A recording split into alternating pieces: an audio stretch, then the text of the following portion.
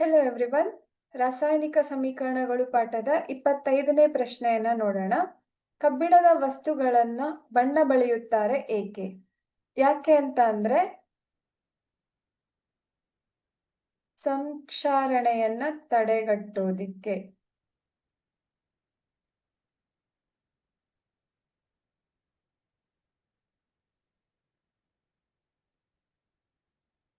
ಹೇಗೆ ಸಂಕ್ಷಾರಣೆ ಆಗತ್ತೆ? ಗಾಳಿಯಲ್ಲಿರುವಂತಹ ಆಮ್ಲಜನಕದ ಜೊತೆಗೆ ವರ್ತಿಸಿ ಏನಾಗತ್ತೆ? ಕಬ್ಬಿಣದ ವಸ್ತುಗಳು Fe2O3 ಆಗಿರತ್ತೆ. ಅಂದ್ರೆ ಕಬ್ಬಿಣದ ಆಕ್ಸೈಡ್ ನಿರ್ಮಾಣ ಆಗ್ಬಿಡತ್ತೆ.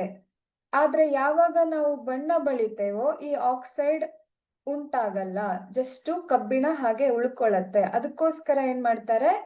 ಈ ಸಂಕ್ಷಾರಣೆಯನ್ನ ತಡೆಗಟ್ಟೋದಿಕ್ಕೋಸ್ಕರ ಕಬ್ಬಿಣದ ವಸ್ತುವಿಗೆ ಬಣ್ಣ ಬಳಿಯುತ್ತಾರೆ.